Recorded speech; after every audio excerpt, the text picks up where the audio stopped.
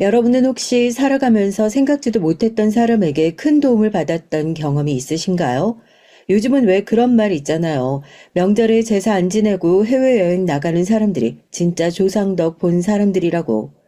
조상이 무슨 덕을 얼마나 많이도 쌓았길래 후손들이 저렇게 떵떵거리면서 살까. 부러움 반 질투 반으로 이야기를 하곤 하잖아요. 전 그런 얘기를 들을 때마다 그러게 하고 말았어요. 그냥 조상 덕이라는 거 제 인생에선 털끝만큼도 구경해 볼 수 없는 일이었거든요. 아니요, 제 조상님들께선 조금 죄송한 얘기지만 대체 전생에 무슨 잘못을 얼마나 하셨길래 후손인 엄마와 저까지 이렇게 고생만 하면서 살아갈까 싶었던 때도 있었습니다. 그런데 최근에 저에게 있었던 일을 통해 알게 됐어요. 제가 얼마나 바보 같고 오만한 생각을 했었던 건지요. 아직 한참이나 남아있는 제 인생에서 감히 조상덕이라고 말할 수 있는 복을 이제야 받고 있는 것 같아 어설픈 글솜씨로 사연을 보내게 됐습니다. 전 어렸을 때부터 몸이 참 약했었대요. 엄만 그게 항상 절 임신했을 때 만사까지 일만 했던 본인 탓이 아닐까 싶어 미안해 하셨고요. 그런 소리를 하는 엄마를 볼 때마다 참 신기하기만 했어요. 제가 만약 엄마라면 존재 자체부터 부정이었던 저 정도로 깊이 사랑할 수 없었을 것 같거든요. 아버지요? 그러니까요. 엄마가 얘기를 잘 안 하려 드셔서 저도 깊은 내막은 다 알 수 없는데요. 아버진 꽤나 잘 나가는 집안의 자제였대요. 직업도 의사였다고 하더라고요. 아직 부모님이 마음의 준비가 안 되셨다는 얘기를 하면서 자꾸만 집에 인사 가는 걸 피했었는데 알고 보니 집에서 정해준 혼처도 따로 있던 더럽게 나쁜 놈이었다고 하더라고요. 엄마가 임신했다는 소식을 알게 되자마자 그 나쁜 놈은 정색을 하면서 자기 발목 잡을 생각하지 말라고 당장 애를 지우라고 엄마를 몰아붙였답니다. 엄마는 의사인 아버지가 정말 자기 모르는 사이에 아이를 어떻게라도 할까 싶어서 황급히 몸을 숨기고 다른 지역으로 떠나게 되셨고 그때부터 전 엄마와 둘이 연고도 없는 지역에 와서 살게 된 거였고요. 그래도 그 인간이 다른 건 몰라도 머리 하나는 좋았거든. 넌 그 사람 안 좋은 건 쏙 빼고 좋은 것만 잘 물려받아 나온 것 같아서 그게 참 다행이다 싶기도 하네. 무슨 소리야, 엄마. 그 애비 같지도 않은 인간한테 좋은 게 뭐가 있다고? 난 할 수만 있다면 내 몸에 있는 피 싹 다 뽑아서 채로 반 걸을 수 있다면 그렇게 하고 싶은 심정이야. 다신 그런 얘기 꺼내지도 마. 알겠어? 아마 제가 태어난 사실도 모르고 있을 아버지. 제 존재 자체는 그렇게 강한 부정으로 시작하게 됐어요. 그래도 이 삶을 꾸역꾸역 버틸 수 있었던 이유는 선하디 선한 저희 엄마 덕분이었죠. 여자 혼자 애 키우는 게 얼마나 어려웠겠어요. 그래도 항상 제 앞에서는 힘들다 소리 한 번을 안 하시고 항상 웃는 얼굴만 보여주셨던 엄마였기에 제가 얼른 커서 성공하면 엄마 팔자부터 제대로 펴주고 싶다는 생각을 꾸준히 했었죠. 엄마 말 맞다나 머리는 참 좋았거든요. 엄마가 고생해서 번 돈으로 등록금을 내는 순간에도 얼른 성공해서 엄마 돈을 갚아야겠다는 생각뿐이었고 졸업하고 나서 꽤나 괜찮은 회사에 들어가서 차곡차곡 학자금도 받고 지긋지긋한 단칸방 생활도 졸업하게 됐죠. 그때까지만 하더라도 넘치고 풍족하진 않더라도 엄마와 함께하는 인생이 이렇게 차츰 나아지고 있구나, 노력하면 되는 것들이 있구나 싶어 참 뿌듯하기만 했습니다. 정작 엄만 다른 걱정을 하시는 것 같았지만요. 넌 나이가 몇인데 아직까지 남자친구 얘기가 일절 없어? 아, 너도 뭐 비혼인가 뭔가 그런 거 아니지? 엄마 주변에서 너 소개시켜달란 사람 많은데 선이라도 볼래? 엄마도 참, 아, 내가 나이가 몇인데 벌써부터 선을 봐. 때 되면 알아서 결혼하겠지. 요즘엔 늦게 결혼하는 것도 유행이래. 이렇게 엄마랑 오붓하게 좀 더 같이 살다 갈래. 얘는 무슨 그런 무서운 소리를 하고 그래. 얘, 엄마 너랑 같이 살고 싶은 마음이 일절 없다. 어? 그러니까 빨리 엄마 속 그만 썩이고 시집가. 네 덕에 일은 졸업했으니 나도 이제 육아 졸업해야 되지 않겠니? 아, 언제까지 엄마 보고 너 끼고 살라고 그러는 거야. 괜히 좋으면서 그래요. 좋으면서 20대 후반이 되면서부터 엄마는 정말 귀에 딱지가 않도록 얼른 선봐서 결혼하란 얘기를 달고 살았어요. 그렇게 엄마 성화에 못 이겨서 실제로 선을 봤던 적도 몇 번 있었고요. 사실 제가 결혼을 미뤄왔던 이유가 엄마 때문인지도 모르고 말이죠. 회사에 들어간 지 얼마 안 되고 나서부터 어지럼증을 호소하는 엄마가 걱정돼서 생활비 드릴 테니 건물 청소 일이며 식당 일이며 다 관두셔라 하고 엄마를 집에 앉혀뒀거든요. 그 당시에 병원에 갔을 때도 과로 때문에 그런 것 같다고 하고 말았고요. 엄마는 하루가 다르게 나이를 먹어가는 게 보이는데 그런 엄마가 고생하고 있는 걸 보니까 다 자식인 제가 못나서 그런 것 같아 엄마한테 엄청나게 미안하더라고요. 나 엄마 일 안 관두면 결혼이고 뭐고 다 때려치우고 집에 눌러 앉겠다. 저희 엄마 웃기게도 그 얘기에 깜짝 놀라 다니던 직장 다 관두고 집에서 쉬시기 시작했어요. 싫다고 안 한다고 그러시더니만 딸 덕에 일은 은퇴했다고 그러시는 거 보면 내심 속으론 고마우셨나 보다 싶기도 하고요. 그런데 정작 전 뭐 벌이도 엄청나게 좋지 않은데 호기롭게 엄마 전업주부 만들고 나서 대출 이자며 생활비며 대다 보니까 연애니 뭐니 그런 것들 꿈꿔볼 시간도 없더라고요. 나이에 비해서 저축해 놓은 돈도 턱없이 부족하고 그러니까 결혼 같은 현실적인 문제들은 더더욱 뒤로 밀어놓고 생각하고 있었어요. 우리 딸은 엄마랑 다르게 정말로 능력 좋은 남자 만나 집에서 손 하나 까딱 안 하면서 공주처럼 살아야 될 텐데. 엄마가 요즘 절에 다니잖아. 가서 맨날 절하면서 그런다. 내가 좀 덜 살아도 괜찮으니까 너 고생 안 하면서 살 수 있는 집에 시집가게 해달라고. 엄마는 왜 쓸데없이 그런 소원을 빌고 있어. 엄마 건강하게 오래오래 살게 해달라고 그런 거나 빌어. 언제까지 다 큰 딸 잘 되게 해달라고 소원 빌면서 살 거야? 아, 네가 잘 사는 게 엄마가 잘 사는 거지. 난 다른 거 바라는 거 정말 하나 없다. 매일 집에 가서 저를 위한 불공을 드린다던 엄마의 그 갸륵한 정성이 하늘에 닿은 건지 뭔진 몰라도 이번 선자린 꼭 나가야 한다고 난리 다 피우신 그 자리에서 남편을 처음 만나게 됐어요. 남편의 첫인상이요? 호기롭고 좋더라고요. 원래는 부모님 두 분이 모두 시골에서 농사만 지어서 본인도 시골 생활을 오래 하던 사람인데 물려받은 땅이며 논이 꽤나 있었나 봐요. 그 돈이 개발 지역에 포함되면서 어마어마한 보상금에 시세 차이까지 보게 됐고 그 돈으로 서울에 올라와서 사업체며 골프장까지 가지고 있는 어마어마한 재력가였죠. 엄마가 왜 절대 놓치면 안 되는 남자라고 성화를 부렸는지 알겠더라고요. 그 당시엔 하고 다니는 스타일이 워낙 촌스러워서 처음 봤을 땐 졸부인가 싶기도 했었는데 얘기를 해보니까 또 소위 말하는 금수저 집안 자제들과 달리 소탈하고 호탕한 면도 있고요.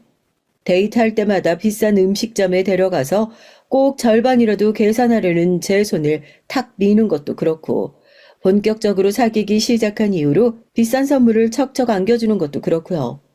한땐 그게 보기 싫은 돈 자랑으로 보이지도 않고 참 호탕하고 멋있어 보였을 때가 있었죠. 내가 제일 싫어하는 게 뭔 줄 알아? 여자들 돈 번다고 나가서 일하는 거야. 그거 다 집에 있는 남편 욕먹이는 짓이라니까. 남편이 얼마나 능력이 없길래 마누라한테 푼돈 벌어오라고 나가서 저렇게 일을 시키냐고. 우리 정도 급 되는 사람들은 속으로 그렇게 생각하고 무시한다고. 그러니까 당신도 나랑 결혼하면 회사 정리하고 집에서 살림할 생각하고 있어. 난 절대로 내 마누라 밖에 나가서 남편 무시당하게 일 시킬 일 없으니까. 시골에서 워낙 오래 살아 그런지 때때로 저런 가부장적인 모습을 보이긴 했어요. 하지만 저희 엄마는 오히려 그런 모습을 참 좋아하셨죠. 드디어 본인이 드린 치성에 부처님이 감흡하신 게 틀림없다면서요. 난 좀 나이 먹을 때까지 사회생활 좀 하고 싶다니까 쓸데없는 소리 한다고요. 얘는 정말 배부른 소리 하고 있네. 다른 사람들은 집에서 그렇게 살림이나 하면서 사모님 소리 못 들어서 안달인데 양서방이 그렇게 얘기해 줄 때 알겠습니다 하고 집에서 여왕님처럼 그렇게 살면 되는 거라고. 엄마가 그동안 고생하면서 살아온 보람이 있다. 다 우리 딸 덕 보려고 엄마가 그 고생을 했나 봐. 어쩐지 하나도 안 힘들다 했지. 엄마가 저렇게 좋아하시는데 어떻게 싫다 소리 하겠어요. 본인 일을 쉬게 된 것보다 제가 부자 남편한테 시집가서 일을 쉰다는 걸 더 기뻐하시는 분이었는데요. 그때는 저도 남편이 참 든든하고 좋기만 했죠. 저희 집안 사정 어려운 거 뻔히 다 알고 있는데도 돈은 자기가 찢어지게 많이 번다며 그런 거 신경 쓰지 말라고 해주는 게 얼마나 멋있었는데요. 원래 와이프는 남편의 트로피다 이 말이거든. 당신이 다른 건 좀 부족할지 몰라도 얼굴이랑 몸매 하나 끝내주잖아. 괜히 회사 다니면서 이놈 저놈 찝쩍거리고 구설수 생기는 것도 싫고 그냥 집에서 옷이나 예쁘게 입고 살림이나 하면서 지내는 게 내 면도 살고. 그래 뭐 당신이 그렇다면 그런 거겠지. 그렇게 남편과 만난 지 1년도 채 되지 않아 결혼을 하게 됐어요. 인사를 하러 갔을 때도 별로 탐탁치 않아 하셨던 시부모님이었지만 그렇다고 해서 결혼을 딱히 반대하거나 하시진 않더라고요. 살림은 기가 막히게 한다고 손끝이 야무지다고 걱정하지 말라는 남편 얘기에 그래 하시면서 미심쩍은 얼굴로 절 보시긴 했지만 아무것도 모르는 전 그저 해맑게 웃어 보이며 뭐든 열심히 잘 해보겠다고 어떻게든 예뻐 보이고 싶어 그런 얘기나 했었죠. 남들이 다 부러워하는 호텔 결혼식을 올렸습니다. 결혼식 비용으로 상상을 초월하는 액수가 나왔지만 남편과 시댁은 개의치 않았어요. 체면을 중시하는 분들이었으니까요. 계단을 가득 채우는 화환을 보고 제 직장 동료, 아니죠. 결혼 준비와 동시에 회사를 관뒀으니 전 직장 동료는 남편이 사업하신다고 들었는데 어마어마한 집안으로 시집가시게 된 거냐면서 다들 축하 인사를 건넸습니다. 그땐 수없이 늘어선 화환들을 보며 저도 속으로 내심 뿌듯하기만 했어요. 하지만 결혼의 기쁨은 오래가지 못했어요. 평생 돈 걱정 없이 살게 해주겠다, 손에 물 한 방울 묻히지 않게 하겠다던 남편의 얘긴 새빨간 거짓말이었으니까요. 전 그 비싼 호텔 결혼식의 비용을 단 한 푼도 내지 않는 조건으로 이 집에 종으로 팔려온 사람과도 같았습니다. 아무 때나 막 불러서 쓸 수 있는 값싼 인력, 아무 때나 내 감정을 쓰레기통처럼 내뱉어도 되는 사람, 그 넓은 집에 살면서 단 한 번도 도우미 아주머니를 불러본 적이 없어요. 일이 끝나고 늦게 들어온 남편은 지치지도 않는지 뒷짐을 지고 온 집안을 돌아다니면서 살림을 일일이 확인하고 잔소리를 하는 것이 또 다른 업무였거든요. 내가 너 생활비를 안 주냐? 그게 네 월급이야 월급. 야무지게 집안일 잘할 것 같아서 기껏 결혼을 해줬더니만 살림꼴이 이게 뭐야? 우리 어머니는 하루 종일 일하시면서도 집안 한 번 어지럽게 놔둔 적이 없으셨어. 당신처럼 퇴근하고 온 남편 죽상으로 맞은 적도 없고 집안일이 아무리 힘들어도 남편 목욕 시중까지 드셨다고. 뭔데 이렇게 힘든 척이야? 생활비 그거 절대 많은 거 아니에요. 당신 매일 같은 국도 안 먹잖아요. 장만 봐도 그 돈 금방 나간다고요. 그리고 이 집이 얼마나 넓은데 위쪽 방은 내일 하려고 했어요. 너는 다른 애들이랑 좀 다를 줄 알았는데 결혼하고 나니까 똑같구나. 하루 종일 하는 것도 없으면서 징징징.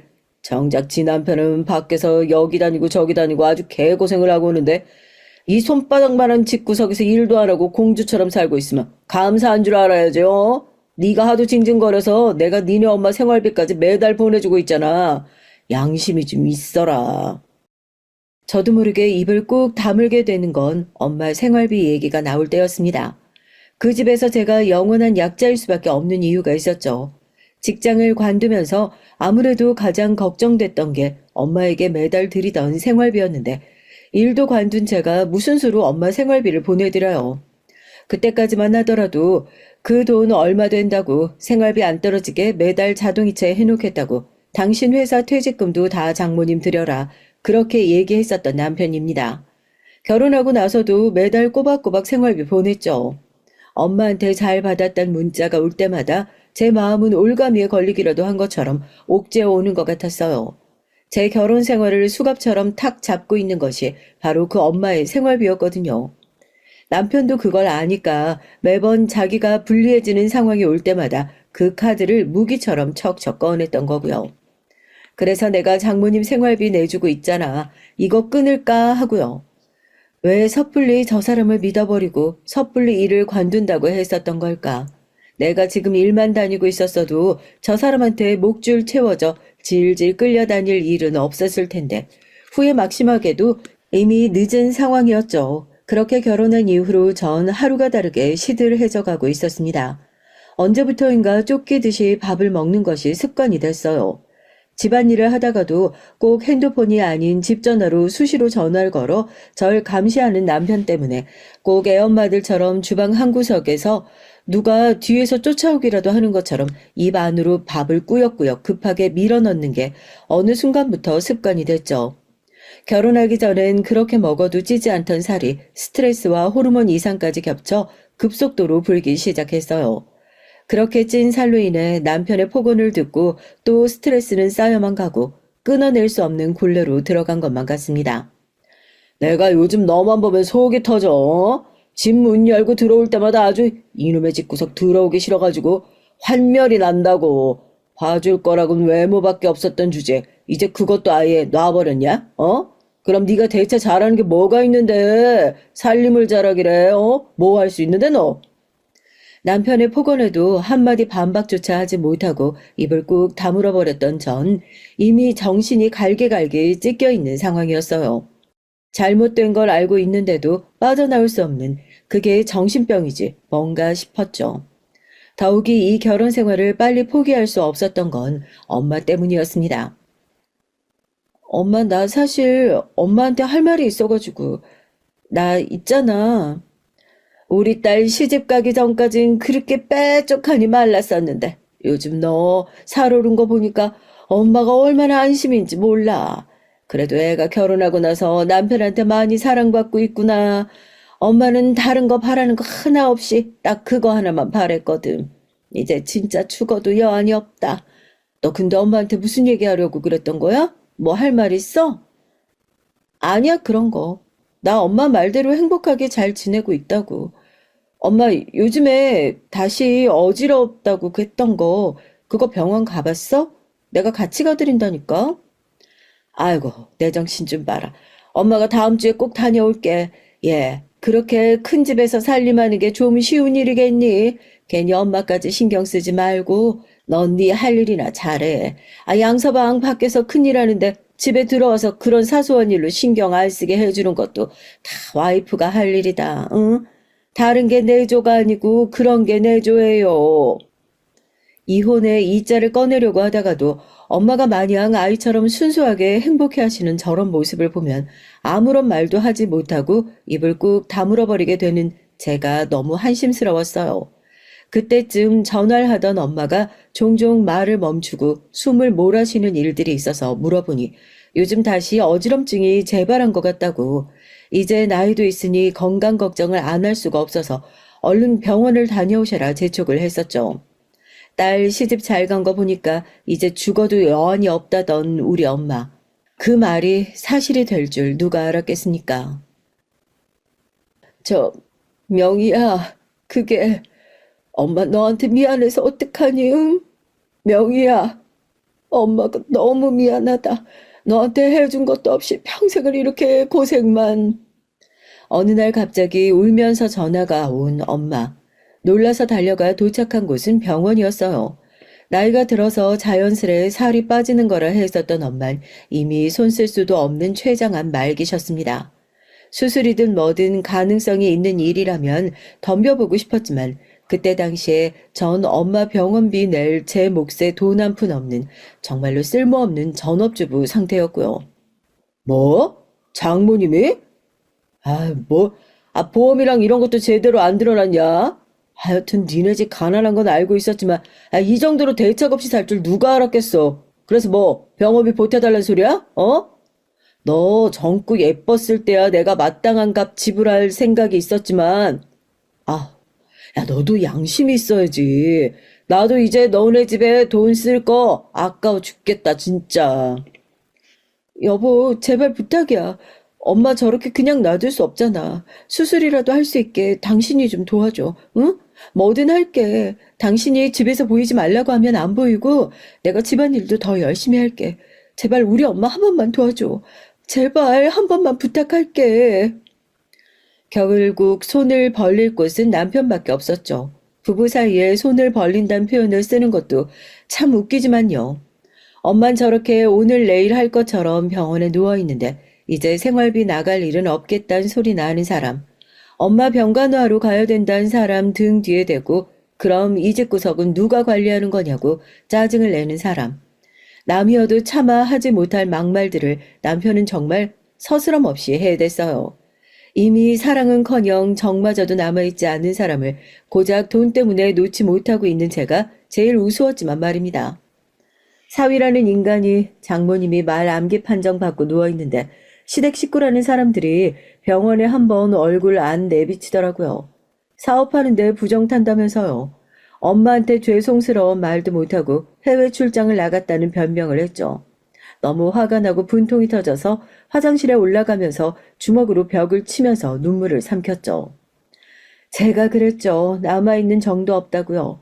그럴 줄 알았는데 남편은 정말이지 아직까지도 떨어질 정이라는 게 남았구나 보여주려는 사람처럼 짐승 같은 짓을 골라 했습니다. 제가 엄마 병문안을 하면서 집안 살림을 하느라 정신이 없던 그 시기에 정작 본인은 지금 시작하는 사업에 부정탄다면서 병원 문지방 한 번을 안 밟아놓고 아까워 죽을 것 같은데 돈 대주는 것만으로도 감사하게 생각해야지 시간까지 갖다 바치라는 거냐고 버럭 화를 내던 남편이 집에 안 들어오는 날들이 조금씩 늘어나더라고요. 버석한 얼굴로 어제 어디서 잤어? 하고 물어보면 버럭 화를 내면서 넌 어떻게 하면 나 숨막히게 할 궁리나 하고 있는 거냐고 소리를 고래고래 지르던 인간이었죠. 정말 그렇게 최악인 인간은 아닐 거라고 굳게 믿고 있었는데 남편은 마지막 남은 제 신락 같은 희망마저 날려버렸습니다. 집으로 날아온 남편의 카드 사용 내역, 평소에 남편 어디다 돈 쓰고 다니는 건지 궁금하지도 않았는데 그날따라 왜 그렇게 들여다보고 싶었는지요. 아마 이런 참혹한 진실을 알아야 한다는 하늘의 뜻이 아니었나 싶습니다. 1, 10, 100, 1000만, 10만, 100만, 1000... 이게 지금 다 얼마야? 상상을 초월하는 액수의 사용 내역. 우리 엄마 병원비 보내줄 땐 당장이라도 회사가 무너지기라도 할 것처럼 그렇게 죽는 소리를 했던 사람이 이 큰 액수를 아무렇지도 않게 펑펑 쓰고 다녔다는 것에서 한 차례 화가 치밀었는데 결제 내역을 보니 정말 손이 달달 떨리더군요. 그 말도 안 되는 금액의 사용 내역들은 한 가지 진실을 가리키고 있는 것 같았습니다. 온통 백화점의 여성 브랜드 매장에서 사용한 금액들. 달려가 달력을 들고 와서 비교를 해보니 출장을 간다고 한 날 역시 고급 스파에서 호텔의 영화와 명품 매장. 이 정도면 눈치채지 못한 제가 멍청했던 것 같더라고요. 남편 서재 문을 벌컥 열었죠. 혹시나 뭐라도 나올까 싶어 술에 취해 들어온 남편이 마구잡이로 벗어놓은 양복 주머니를 마구 뒤졌습니다. 그곳에서 아무것도 나오지 않았지만 술집 쩐내 사이로 남편의 양복에 길게 배어있는 여자 향수 냄새. 더 의심하는 것이 웃기는 일이겠구나 싶었죠. 이미 내 세상은 무너져서 산산조각이 난 줄 알았는데 이젠 바닥에서 누군가 제 발목을 마구 잡아당기는 것 같았습니다. 김영희 씨 지금 왕정숙 씨 긴급수술로 빨리 병원으로 와주셔야겠습니다. 그냥 확 죽어버릴까 그땐 그런 끔찍한 생각도 했었어요. 남편의 외도를 알게 된 그날 병원에서 다급한 연락을 받고 달려갔을 때 엄마는 긴급수술을 준비하고 있었죠. 힘없이 늘어진 손으로 엄마는 웃으면서 이것 좀 맡아달라면서 항상 목에 걸고 다니던 목걸이를 풀어 제 손에 쥐어주셨습니다. 전 울면서 싫다고 이거 안 받는다고 그랬죠. 모르겠어요. 그런 예감이라는 게 있잖아요. 엄마의 목걸이를 맡아줘도 다시는 돌려주지 못할 것 같은 그런 기분이요. 엄마한테 소중한 거니까 수술 끝날 때까지만 잘 좀 맡아달라고 얘기를 하던 엄마. 엄만 끝끝내 그 약속을 지키지 못하셨습니다. 수술 중 사망하셨다는 의사의 말이 왜 그리 야속하던지요. 품 안에 엄마의 목걸이를 끌어안고 엉엉 울었어요. 엄마, 나 어떡하라고, 응? 나 여태 엄마 때문에 버티고 살았는데, 나 어떡하라고. 그때 핸드폰에서 알림이 울리더라고요. 남편이 걸어둔 자동이체로 엄마의 병원비가 이체됐다는 알림이었습니다. 입금 내역을 보는 순간 정말 헛웃음이 나오더라고요. 꼴랑 이 병원비 주면서 그렇게 아까워 죽으려 했던 사람이 누군지 알지도 못하는 그 여자에겐 하늘의 별도 달도 따다 줄 것처럼 돈을 펑펑 쓰고 돌아다녔었구나. 남편에게 바로 전화를 걸었죠. 엄마 돌아가셨어. 장례 준비해야 되니까 바로 병원으로 와. 뭐? 아이씨, 나 방금 병원비 들어갔지? 그럼 병원비 보낼 필요 없었던 거 아니야? 아니다. 귀찮으니까 그 돈으로 장례 치르면 되겠네. 나 바빠. 저녁에 늦게 가. 엄마 돌아가셨으니 병원비 안 들어가는 거 아니냔 그 말 한마디에 정말 이성의 끈이 뚝 하고 끊어진 것 같았죠. 그 뒤로 제가 남편에게 무슨 소리를 했는지 정확히 기억이 안 나요. 네가 사람 새끼가 맞냐는 말을 시작으로 그동안 가슴속에 쌓아놓고만 살았던 울분과 서름을 전부 토해냈다는 것밖에요. 조용히 묻어두고 넘어갈까 고민했었던 남편의 외도도 마찬가지였죠. 그 돈이 그렇게 아깝니? 밖에 나가서 돈이 썩어 넘친다고 그렇게 자랑을 하더니 장모님 병원비 꼴랑 그 몇 푼 내는 게 그렇게 아까워? 그게 그렇게 아까워서 넌 그녀한테 그렇게 가방이며 목걸이며 반지며 사다 바쳤니? 그 돈은 안 아까웠고 네가 어떻게 그래? 내가 그 집에서 얼마나 종처럼 살았는데 네가 어떻게 나한테 그럴 수 있냐고. 뭐? 야, 너 다 알고 있었어? 아, 하여튼 집에 가서 얘기해. 나한텐 집이라고 부를 수 있을 만한 곳이 있긴 했던가. 바쁜 일이 있다니 바람 피운 거 걸린 게 그 일보다 더 급했는지 한달음에 뛰어온 남편. 네가 뭔가 오해를 하고 있다고 되도 않는 변명을 하려는 꼴이 우스워서 정말 있는 힘을 다해 젖먹던 힘까지 다 끌어내 남편의 따귀를 시원하게 날렸어요. 한 대 얻어맞고 나니까 분하긴 했나 봐요. 짧은 거짓말도 금세 끝나더군요. 그래, 만났다. 넌 거울도 안 보고 사냐? 내가 집에 들어오기 싫은 이유가 뭐 때문인 줄 알아? 그지 같은 니네 집구석 병원비 대느라? 아니야. 내 장모인데 내 마누라 낳아주신 엄마인데 병원비 내주는 게 뭐가 아까워서. 다 너 때문이라고 너. 네가 관리만 잘했어도 내가 바람필 일 있었겠어? 그래서 뭐 어쩌게 이혼이라도 하시려고? 예상은 했었지만 예상보다 더 뻔뻔한 태도에 기가 막혀 다시 한번 남편의 따귀를 세게 올려붙였어요. 얼마나 세게 때렸는지 주머니에서 엄마가 주셨던 목걸이가 툭 떨어졌죠. 뺨을 연거푸 얻어맞은 남편이 얼굴을 부여잡고 픽 웃으면서 그러더라고요. 그거 유품이냐고. 네 꼴도 알만하다. 그딴 거지 같은 목걸이 유품이라고 남기는 네 엄마나 너나 딱 그 싸구려 목걸이 딱 그 정도밖에 안 되는 사람들이라고. 닥쳐. 다음번엔 따귀가 아니라 주먹을 날릴 테니까. 이빨이라도 제대로 붙어서 그 쓰레기 같은 소리 계속 짓거리고 싶으면 지금부터 한마디 더 입 놀리지 마. 이혼? 당연히 해야지. 내 인생에서 가장 큰 오점이 우리 아버지인 줄 알았는데 오늘부로 알겠네. 이 개쓰레기야. 손을 번쩍 다시 들어올리니까 몸까지 웅크리면서 쪼는 인간이 그렇게 한심해 보일 수가 없었어요. 자기가 쫄았다는 게 열받은 건지 물건을 집어던지고 행패를 부리더라고요. 캐리어에 얼마 되지도 않는 단촐한 제 짐을 차곡차곡 담았습니다. 당장 이혼 전문 변호사를 선임할 돈도 없었고 하루라도 빨리 이 집을 나오고 싶다는 생각뿐이었거든요. 다행히 그놈도 정신 차린 건지 위자료랍시고 얼마 안 되는 돈을 적선하듯 던져주고 빨리 이혼을 마무리하자고 그러더군요. 더러운 그 돈 받고 싶지도 않았지만 이대로 나갔다가 방 한 칸 구하지도 못할 게 뻔해 마지막으로 자존심을 내려놓고 그 돈을 받아들여 이혼녀가 돼서 겨우 그 집을 탈출했습니다. 너무 낡아서 바퀴 한 짝도 어디로 빠져버리고 덜컹덜컹 소리가 시끄럽게 나는 낡은 캐리어가 꼭 내 인생 같아서 불쌍했어요. 그때 정말 이를 갈며 결심했습니다. 죽지 말자. 내가 뭐가 아쉬워서 저런 놈 때문에 내 인생 포기해야 하나. 무슨 수를 써서라도 아득바득 살아남자. 살아남아서 저 인간에게 꼭 제대로 된 복수를 하겠다 하고요. 엄마가 그 긴 투병 생활을 황급히 마무리하고 가신 이유 역시 하루라도 빨리 딸이 정신 차려 그 집을 나오기 바라셨던 것 아닐까. 그런 생각을 하면서 흐르는 눈물을 얼른 훔치고 그렇게 무작정 나오게 됐어요. 위자료랍시고 받은 돈으로 작은 단칸방 하나를 얻었죠. 이상하게 마음이 편안하고 눈물이 나더라고요. 꼭 엄마랑 둘이서 어렵게 살던 그 시절로 돌아간 것만 같아서요. 어렵긴 했어도 참 행복했었는데 하면서요. 결혼하기 전엔 꽤나 잘 나갔던 직장인이었던 저지만 몇 년의 공백을 메꾸기란 쉽지 않았습니다. 결혼은 하셨어요? 아니요, 이혼했습니다. 가정도 못 지키는 사람이 무슨 회사 생활을 하겠다고 그러냐. 고개를 젓는 면접관들을 보면서 제 인생이 얼마나 한심하게 망가져 버렸는지 실감할 수 있었죠. 당장 먹고는 살아야겠고 절 써주겠다는 회사는 없고 터덜터덜 지친 발걸음으로 눈앞에 무작정 보이는 식당에 들어가 혼자 밥을 시켜 먹고 있는데 벽에 성의 없게 글씨로 써져 있는 아르바이트 구함이란 글자가 눈에 딱 들어오더라고요.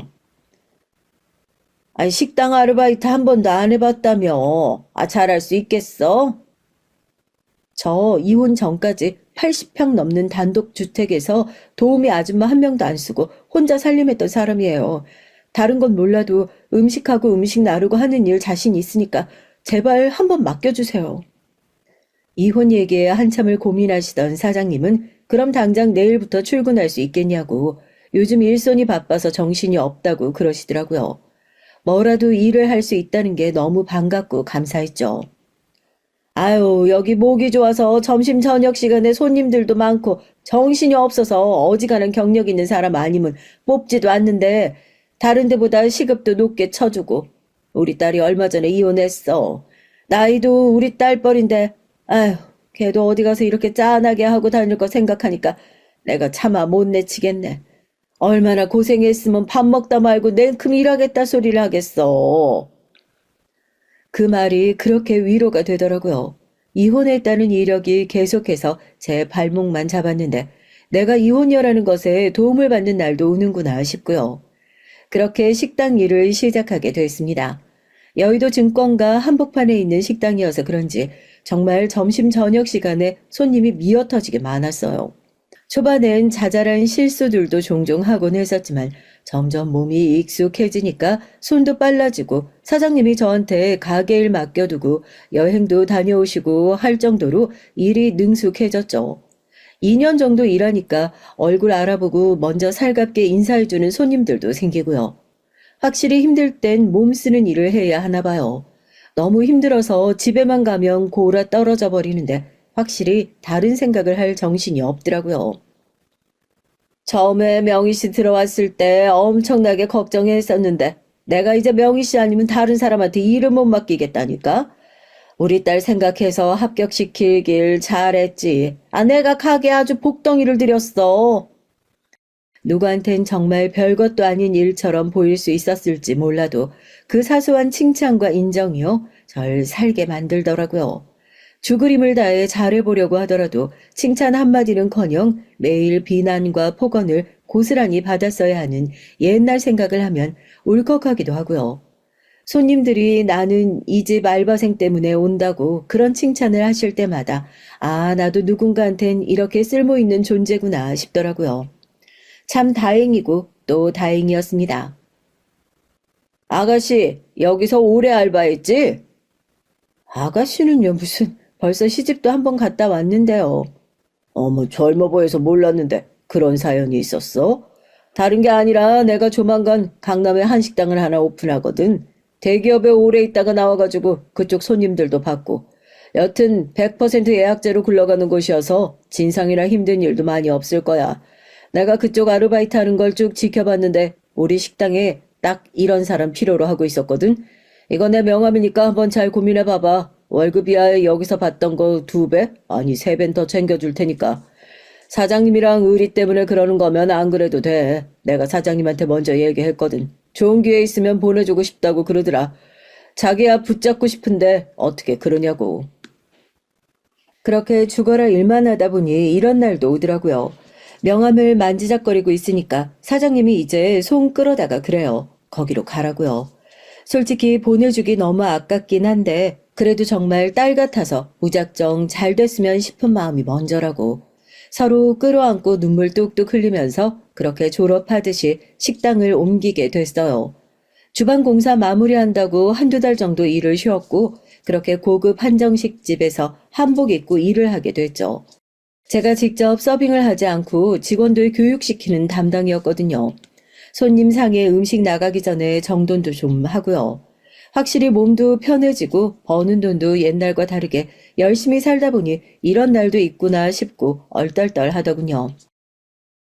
실장님 그 목걸이 엄청 좋아하시나 봐요. 항상 그것만 하고 다니시는 것 같아서요. 나름 사연 있는 목걸이라서 오늘 저녁에 땡땡그룹 회장님 오시는 거 다들 준비했지? 그분만 잘 모신다고 끝나는 게 아니야. 그 뒤에 그분이 데리고 오실 어마어마하게 많은 손님들을 생각하면서 일해야 되는 거야. 사소한 실수나 책 잡힐 만한 행동 절대 하지 말고 오늘은 특히나 더 신경 써서 해야 돼. 메인 요리들은 전부 내가 서빙 들어갈 거니까. 기업 총수들이나 재벌 2세, 3세들이 자주 왔다 갔다 하는 집이라서 특별히 신경 써야 하는 날들은 제가 직접 서빙을 하기로 했는데 그날이 꼭 그런 날이었죠. 뉴스에도 이름이 자주 오르내리는 땡땡 기업의 사장이 최근 회장으로 취임하면서 축하연을 하겠다며 저희 식당을 예약했다고 하더라고요. 사장님도 입맛보다 서비스가 까다로우신 분이니 특별히 더 신경을 써야 한다고 신신당부를 하셔서 저도 긴장의 끈을 한시도 놓지 않고 있었고요. 예약 시간이 되자 꽤나 젊은 나이의 회장님이 경호인단과 기업 이사진들과 함께 식당 안으로 들어섰고 사장님도 웃으면서 응대를 시작했습니다. 식사를 들라는 얘기와 함께 음식 서빙이 시작됐죠. 음식이 뜨거워서 정해진 위치에 놓아드릴 테니까 그릇 옮기실 일 있으면 직원 불러주세요. 이거 요리가 아무래도 회장님이랑 거리가 너무 먼데 제가 앞으로 옮겨드리겠습니다. 뜨거운 음식이니 그릇을 함부로 옮기면 안 된다고 신신당부를 했는데 제 말을 듣지 않았던 회장 바로 옆자리에 앉은 직원 한 분이 그릇을 옮기려다 뜨거워서 꽈당 소리를 내며 내려놓더라고요. 국물이 철렁철렁하는 게 금방이라도 회장님 앞으로 쏟아지겠다 싶어 얼른 쟁반을 들고 몸을 날려 냄비 앞을 쟁반으로 딱 막았습니다. 출렁이던 국물이 쟁반에 조금 쏟아지고 말았죠. 너무 급하게 몸을 날린 나머지 위생적으로 보이지 않을까봐 속옷 속에 감춰두었던 목걸이가 툭 하고 밖으로 떨어졌어요. 식탁을 정리하고 있는데 회장님께서 놀란 표정으로 제 목을 빤히 보시기에 그제서야 목걸이가 밖으로 나왔다는 걸 알고 황급히 다시 집어넣으려고 하는데 제 손목을 탁 하고 잡으시더라고요. 그 목걸이, 대체 그 목걸이 어디서 난 겁니까? 죄송합니다. 거슬리지 않게 5단에 잘 넣어둔다는 게 저희 어머니께서 유품으로 남기신 소중한 물건이라서 늘 몸에 지니고 있는 게 습관이 돼서요. 너그러운 마음으로 양해해 주시면. 혹시 어머님 성함이 왕정자 숙자 되십니까? 아니, 회장님께서 저희 엄마 성함을 어떻게 알고 계세요? 혹시 저희 엄마를 아세요?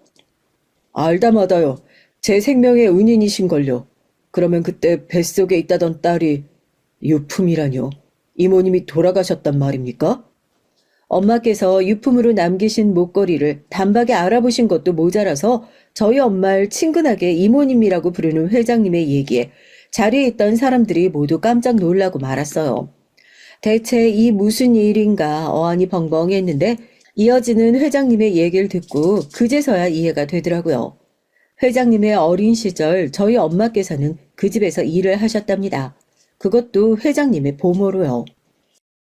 내가 5살 땐가 마당에서 놀고 있는데 정원 손질하던 정원사가 나무 위에서 가위를 떨어뜨려서 정말 죽을 뻔했던 적이 있었어요. 그때 이모님께서 임신을 하신 상태였는데도 재빠르게 몸을 날려서 날 막아주시지 않았더라면 내가 아마 이 자리에 없을 겁니다.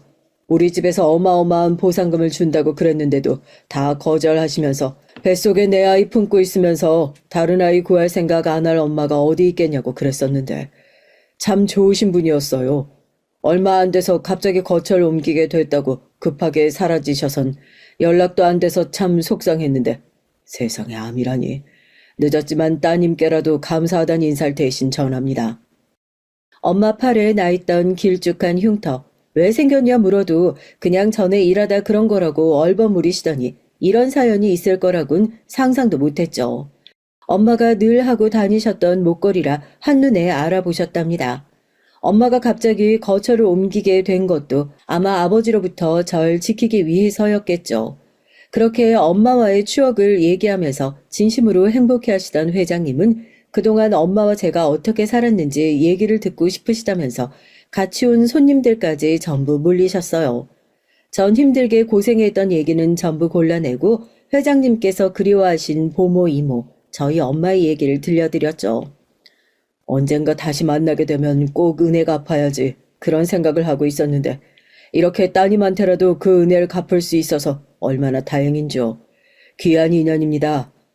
세상에 무슨 손이 보통 고생한 손이 아닌 것 같은데 뭐 힘든 일이라도 있었던 겁니까? 고맙다며 제 손을 꼭 붙잡은 회장님께선 제 손에 복이 흉하게 올라와 있는 굳은 살을 만지시곤 보통 고생을 한 게 아닌 것 같다며 깜짝 놀라시더라고요. 엄마를 기억하는 사람이 또 있다는 것 때문인지 아니면 그동안 고생했던 내 인생을 알아준 덕분인지 몰라도 순간 또 울컥하고 감정이 올라와 부끄러운 줄도 모르고 회장님 앞에서 엉엉 눈물을 흘렸어요. 휴지를 뽑아 건네주시면서 얘기를 듣던 회장님은 그동안 저와 엄마가 살아온 험난한 인생들을 다시 듣더니 정말 자기 일처럼 분노를 해주시더라고요. 아니 어떻게 남편이란 놈이 이모님이 그 고생을 하시고 돌아가실 때까지 코빼기도 안 비추고 그래서 그걸 제대로 엿먹이지도 않고 그냥 이혼을 했단 말입니까? 그 집안이 시골 유지였대요. 돈이라고는 이미 썩어 넘치게 많은 사람이고 돈 많은 사람들 아시잖아요. 자기 거 한 푼도 안 내주려고 하는 거. 그 사람이랑 마지막까지 그렇게 개싸움하고 싶지 않았어요. 그 당시 전 그런 싸움 한다고 이길 자신도 없었고요. 전 남편이 사업체 운영한다고 했죠. 상우가 어떻게 됩니까 거기? 내가 그동안 이모님 고생하신 거 뻔히 알고도 가만히 있는 건 이건 정말 말도 안 되는 일이에요. 이렇게 고자질을 해도 되는 건가 순간 고민스러웠지만 빨리 말을 해보라는 회장님의 최근에 남편이 일하고 있는 사업체의 이름들을 얘기했어요. 옆에서 비서가 거들더라고요. 땡땡클럽이면 회장님께서 이번 주에 골프 약속되어 있는 필드입니다. 그래. 아주 가까운 곳에 있었구만. 그 파렴치하니. 이번 주말에 시간 좀 빼세요. 나랑 같이 골프장에 가야겠으니 말입니다. 전 남편이 마지막에 오픈을 준비하고 있던 골프장에 회장님께선 마침 이번 주말 라운딩 약속이 잡혀 있다고 하더라고요. 거길 함께 가져와야겠다며 주말 아침에 차를 보내줄 테니 오라는 말씀을 남기시고 식당을 떠나셨어요. 그때까지만 하더라도 회장님께서 뭘 하시려는 건지 정확하게 알지 못했습니다. 그저 뜻이 있으시겠지라는 생각으로 연락을 기다렸고 주말 새벽 정말 약속대로 차를 보내주셔서 어딘가 설레고 불안한 마음으로 골프장에 향하게 됐죠. 지금부터 내가 진상송님 흉내를 좀 낼 건데 원래는 이런 사람이 아니니 놀라지 마세요. 원래 제일 빠른 방법이 니네 사장 나오라고 해 하고 깽판 치는 거거든. 골프장에 도착한 회장님은 약속한 회장님과 미리 말을 맞춰 두셨는지 저에게 알 수 없는 얘기를 하셨어요. 그리고 골프백에서 골프채 하나를 꺼내 주변에 있는 물건들을 깨부수기 시작했죠. 큰 소리에 놀란 직원들이 달려왔고 진상 손님이 땡땡기업 회장이라는 사실을 알고 나선 별 얘기도 하지 못하고 입을 꾹 다물었습니다. 회장님 대체 뭐 때문에 이러시는지 말씀을 해주시면. 됐고 니네 사장 불러. 문 닫기 싫으면 사장 나오라고 하라고. 회장님께서 버럭 화를 내자 여자는 구석으로 가서 벌벌 떨며 핸드폰으로 전화를 했어요. 오빠, 지금 당장 와봐. 아니, 땡땡기업 회장이 찾아와서. 사장이 아닌 오빠 소리를 하는 걸 보니 저 여자가 전 남편의 내연녀였구나 하는 것도 알게 됐죠. 기가 차서 웃음만 나왔습니다.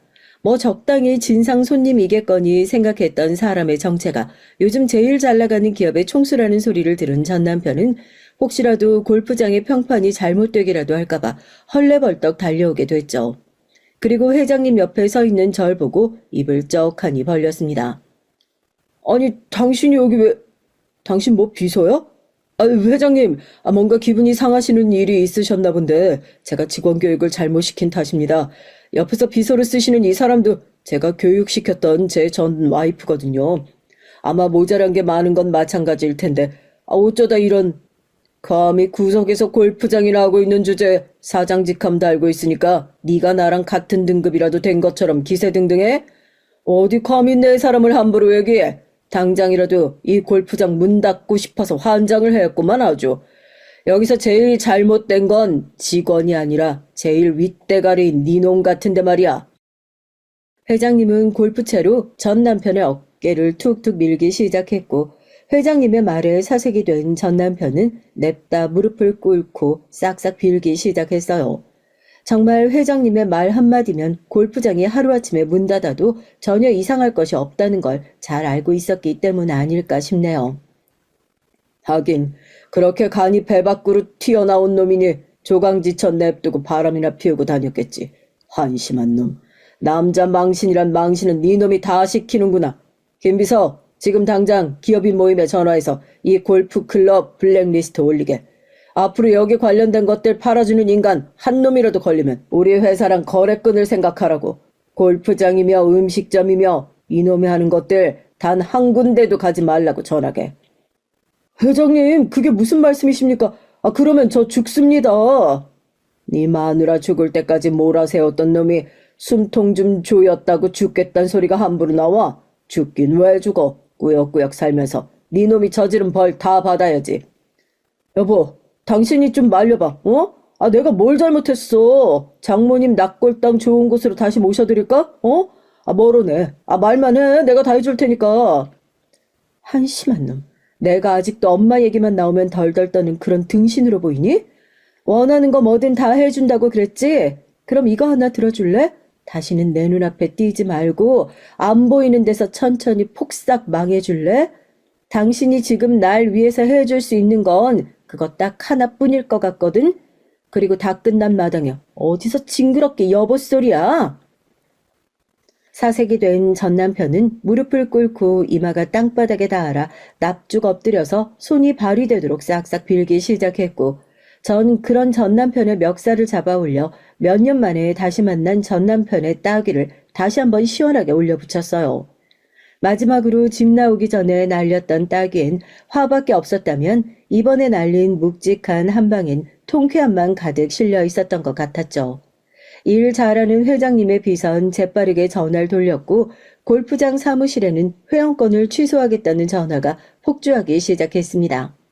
당장이라도 오줌을 지릴 것 같은 얼굴로 발을 동동 구르는 그놈을 뒤로하고 속 시원한 마음으로 골프장을 나오게 됐죠. 저 회장님 정말 감사합니다. 제가 이 은혜를 어떻게 갚아야 할지. 왜 그런 말이 있지 않나. 자네 조상이 생전에 큰 공을 세웠나 보다고.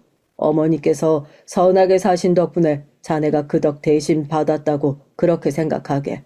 앞으로도 살면서 힘든 일 있으면 언제든 편하게 연락하고. 조상떡. 평생 없을 줄 알았던 그 단어가 제 인생에도 있었다는 걸 평생 선하게 살아온 엄마 덕에 알게 되는 순간이었습니다. 든든한 아군을 만들어주신 엄마에게 무한한 감사를 드리며 앞으로 행복하게 잘 살겠다는 약속을 하늘나라로 올려보내요. 엄마 고마워요. 오래오래 행복하게 잘 살다 엄마 곁으로 갈게. 사랑해요. 안녕하세요. 저는 경기도 모처에 사는 주부입니다. 처음 이 채널을 유튜브에서 찾고 나서 이렇게 재미있는 사연이 다 있나 생각하면서 항상 듣고 살았어요. 그리고 같이 공감하면서 웃고 울고 이상한 시어머니와 남편은 시원하게 욕도 하면서 이 채널의 팬이 되어버렸죠. 그런데 제가 주인공이 돼서 이 채널에 직접 글을 올리게 될 줄은 꿈에도 몰랐네요. 사람이 살다 보면 여러 가지 나쁜 일을 겪게 되는 일이 생기게 마련이죠. 하지만 전 요즘에 제일 그런 생각이 많이 듭니다. 왜냐하면 친정아버지가 병을 앓다가 최근에 돌아가셨고 그때 공교롭게도 참 어처구니 없는 일을 겪어서 남편과 이혼하게 됐거든요. 이 두 가지 악재가 정말 저에겐 쉽지 않았던 작년 한 해였던 것 같습니다. 전 남편으로부터 배신을 당하고 그 배신을 모른 척 참아오다가 도저히 참을 수 없는 한계점에 이르러 복수를 하고 지금은 이혼 소송 중에 있어요.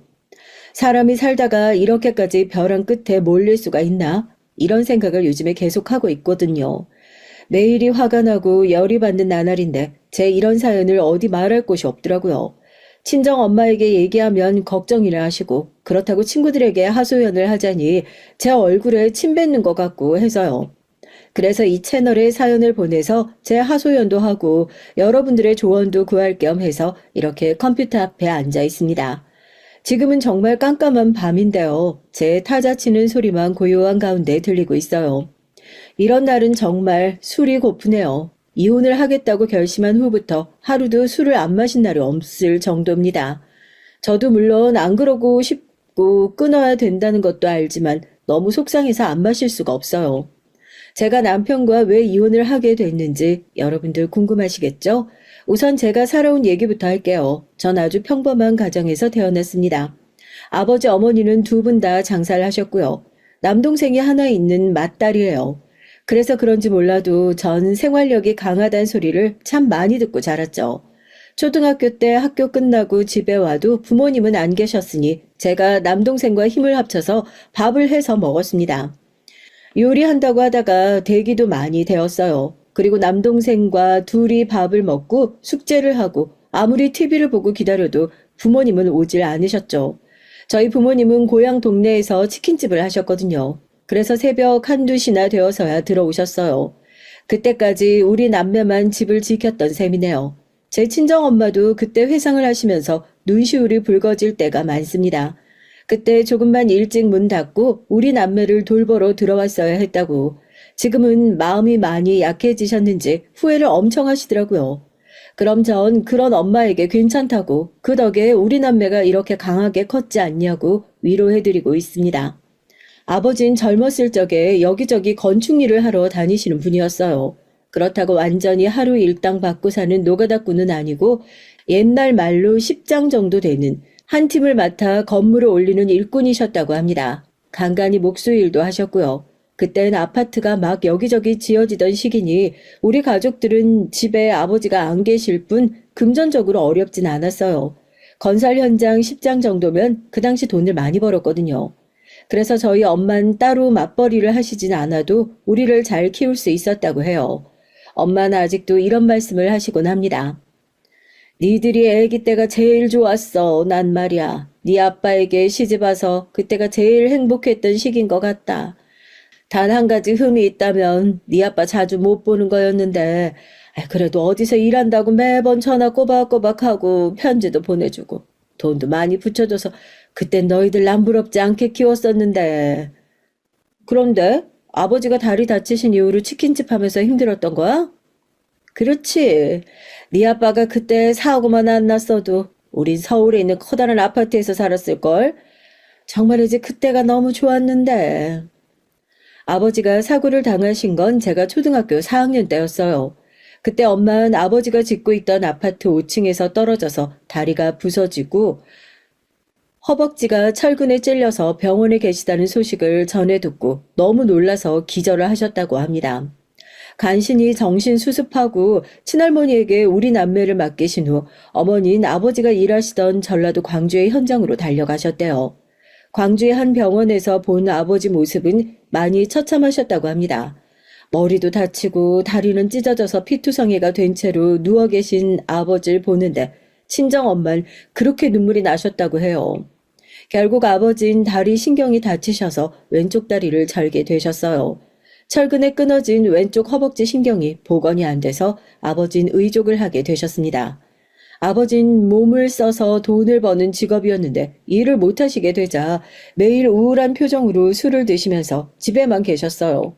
전 어릴 때 그런 아버지가 싫었습니다.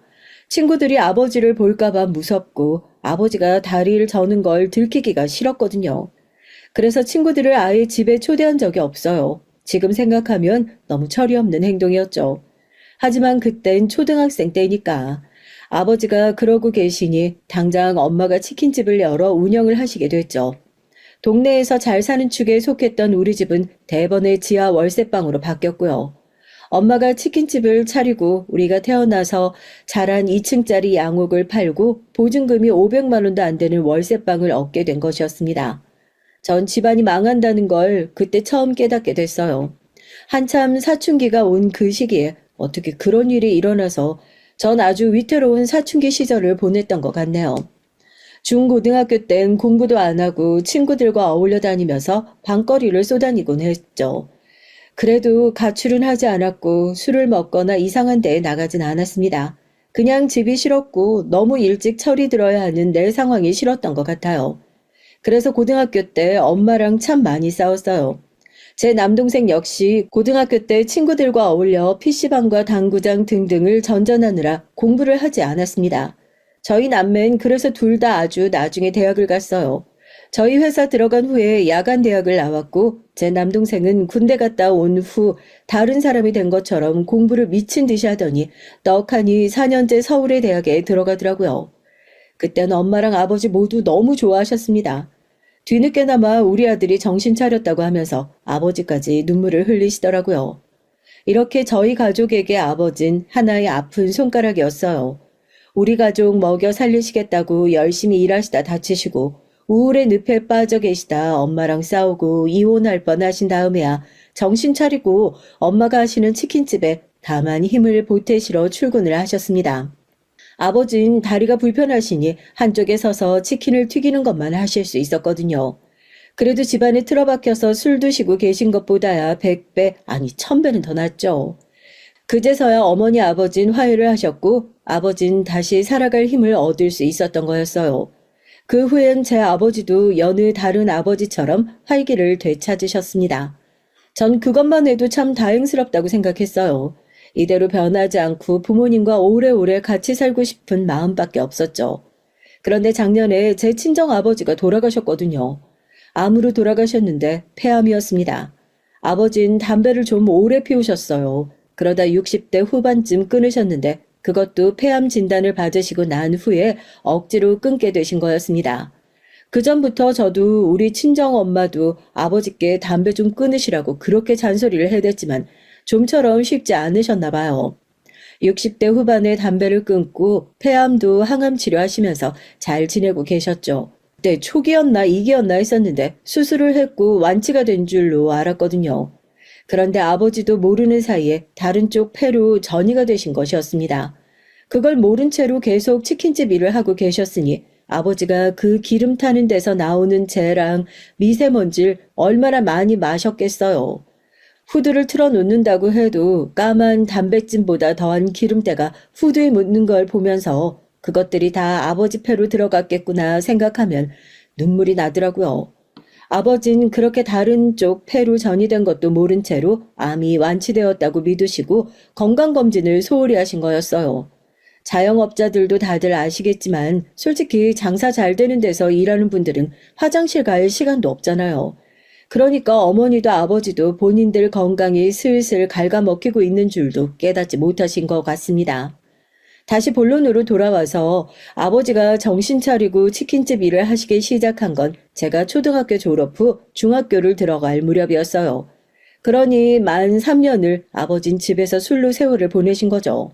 아버지가 술 마시고 난동을 부리고 하시는 성격은 아니지만 매일 폐인처럼 지내셨던 게 전 정말 보기 싫었다고 어른이 된 후에 말씀드렸죠. 그랬더니 나중에 아버지가 매우 미안해 하시더군요. 그땐 정말 우울증 말기 정도는 되는 것 같았다고 말이죠. 살아있으면 뭐하나 다리가 이 지경이 됐는데 이런 생각에 사로잡혀서 밤낮으로 힘드셨다고 합니다. 그렇게 저는 중고등학교 시절 방황을 하다가 졸업한 후 무작정 아르바이트부터 시작을 했어요. 제가 고졸이긴 한데 상고나 공고를 나오진 않고 인문계였거든요. 그래서 다른 친구들은 다들 대학이 목표였는데 전 목표를 잃고 방황했던 거죠. 그러다 보니 전 제대로 된 회사에 취직하기가 하늘의 별 따기더라고요. 전 사회에 나와서 처음으로 좌절을 맛봤습니다. 하지만 저에게 슬퍼하고 낙심할 시간이 없었어요. 그래서 닥치는 대로 홀 서빙도 하고 주방일도 하고 편의점 아르바이트도 했어요. 전 돈을 모아서 우리 가족들과 더 큰 집으로 이사 가는 것이 목표였거든요. 그 당시 우리 치킨집이 잘 되진 않았어요. 동네 시장 안쪽에 자리한 정말 배달 중심의 작은 가게였거든요. 그리고 하도 치킨 전문 프랜차이들이 난무하다 보니 우리 치킨집은 장사가 막 잘 되진 않았습니다. 그저 우리 네 식구 먹고 살고 그 가게 월세랑 집 월세 낼 만큼만 벌었던 것 같아요. 그래서 남동생도 고등학교 졸업하고 군대 가기 전까지 배달 알바를 뛰었고요. 우리 네 식구는 그 조그만 가게 하나에 매달려서 진이 다 빠져버렸습니다. 이대로는 안 되겠다 생각을 한 전 우리 가게도 프랜차이즈로 바꿔보자고 부모님께 말을 했죠. 제가 몇 년을 알바해서 모아둔 돈이 한 1000만 원 됐는데 그걸로 다른 동네에 가서 아파트 단지에 치킨집을 하나 차렸죠. 그 전에 시장 끝에서 했던 가게는 당연히 접었고요. 그런데 아르바이트 단지 앞에 치킨집을 오픈하고 보니 정말 주문 배달이 끊이질 않는 거였어요. 우리 가게엔 그때부터 대박이 나서 형편이 폈고 돈이 좀 들어오기 시작했습니다. 그래서 전 그 치킨집을 부모님과 함께 일궈 놓고 다른 일을 하고 싶어 사무직으로 무역회사에 면접을 봤어요. 면접을 보기엔 좀 늦은 25인 나이였죠. 그래도 전 진취적으로 행동하고 자소서도 깨끗하게 써서 한 번에 취업에 성공했어요.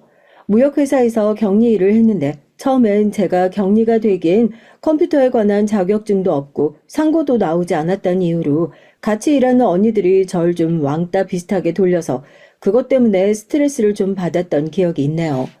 하지만 전 어릴 적부터 아버지 일로 웬만한 괴롭힘엔 끄떡하지 않는 단단한 멘탈을 갖고 있었거든요. 그래서 그 언니들에게 당당하게 말했습니다.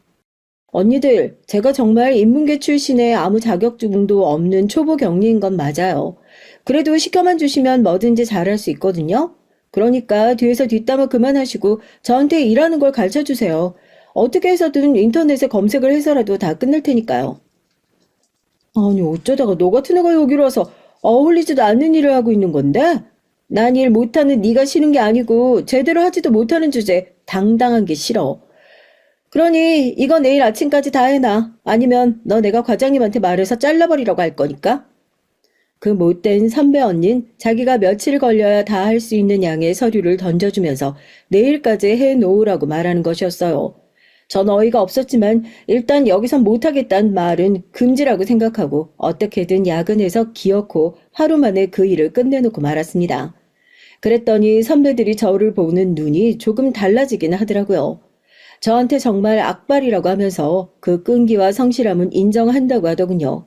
그 후부터 선배들의 괴롭힘도 없어지고 전 그 무역회사에서 야간 대학을 나오기까지 하면서 정말 치열하게 살았습니다. 그렇게 전 25에 들어간 무역회사에서 5년 동안 일을 하면서 30의 문턱이 됐어요. 옛날엔 여자 나이가 30이라고 하면 노처녀라고 부르던 시대가 있었거든요. 지금은 아무도 그렇게 생각 안 하지만 말이에요. 제가 50대 초반이니 그땐 여자들이 25살 넘으면 결혼하는 게 정말 당연한 수순이었습니다. 하지만 전 남들보다 훨씬 늦은 사회 초년생이었으니 30이 됐다고 해서 당연히 결혼을 할 수 없었고 그럴 생각도 없었어요. 하지만 저희 친정 엄마는 제가 계속 아무도 안 사귀고 결혼 생각도 없이 나이만 먹는 것 같아서 안달을 좀 하시더라고요. 그러면서 동네 시장 주변에 장사하고 계신 아줌마들에게 좋은 혼처 자리 없냐고 많이도 물어보고 다니셨습니다. 제가 아무리 어머니께 그러지 말라고 전 지금 결혼할 생각이 없다고 말해도 어머니는 귓등으로 듣지도 않았어요. 왜 안 그렇겠습니까? 결혼을 해야 근심을 던다고 친정 어머니는 부모 된 입장에선 그렇게 제가 걱정됐다고 하시더라고요. 글쎄요, 저도 결혼해서 애를 낳은 입장이 되어봤지만 전 제 아이들이 결혼 안 한다고 하면 쌍수 들고 환영할 것 같은데 말이죠. 남편과 어떤 황당한 이유로 이혼을 하게 되고 보니 전 애들에게 자꾸 결혼할 생각하지 말라고 합니다. 전 아들, 딸 두 자녀를 둔 남매 맘인데요. 둘 다 아직 20대 초반이라 결혼은 안 하고 있거든요. 큰딸은 얼마 전 캐나다에 유학 가서 혼자 힘으로 잘 살고 있고 아들은 우리 집에서 저와 함께 잘 살고 있어요. 아들은 군대 갔다 와서 복학을 준비하고 있고요. 제가 이혼하면서 집을 팔고 나왔는데 그때 아들이 군대에 아직 있었을 때라서 제 이혼 소식을 듣고 엄청 놀랐다고 하더라고요. 그 전에 제 결혼 스토리 먼저 들려드려야겠네요. 제 얘기가 좀 두서없더라도 이해해 주세요. 정말 분노 때문에 생각나는 대로 글을 써서 그런 거니까요. 저와 남편의 첫 만남은 어머니의 주선으로 이루어졌습니다. 제가 무역회사 다니고 막 30이 되었을 때 전 어머니의 성화에 못 이겨 주말마다 선을 몇 번 보게 됐어요. 하지만 제 마음에 드는 남자는 하나도 없었습니다. 친정 엄마가 선자리를 주선해준 남자들은 다들 재미없는 공무원에 배 나오고 아니면 대머리고 그런 35 이후에 나이 지긋한 사람들이었거든요. 제가 아무리 30이 되었다 하지만 그런 남자들한테 도매금으로 팔리듯이 결혼하긴 정말 죽어도 싫었어요. 아니 저번 주에 선본 남자한테 또 딱지나니 너? 그 남자가 어때서 그래? 남자 얼굴이 다가 아니야. 공무원이면 얼마나 안정적이니? 그러니까 오늘 선자리 너 꼭 나가.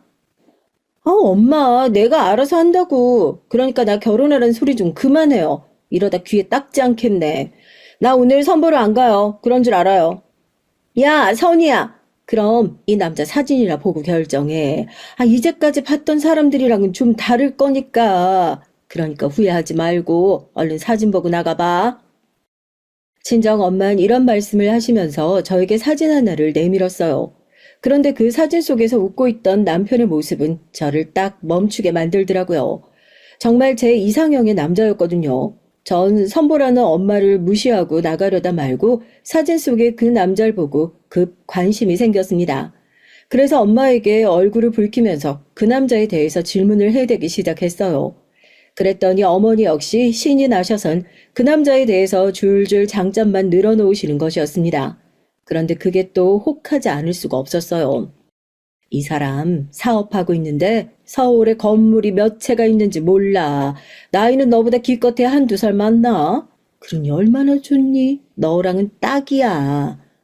그래? 얼굴도 잘생겼는데 사업 수완도 좋네. 와, 우리 엄마가 지금 이 사람 사윗감으로 놓치기 싫구나? 그래서 어디로 어떻게 가면 되는데? 이렇게 해서 전 남편을 만나 선을 보게 됐어요. 남편을 만나보니 정말 더 마음에 드는 남자였죠. 젊었을 땐 여자들이 자기만 나타났다 하면 다들 전화번호 달라고 난리였다고 그런 좀 쓸데없는 자랑을 늘어놓는 가벼운 사람이긴 했습니다. 하지만 사람이 사랑에 빠지면 그런 단점은 눈에 보이지도 않잖아요.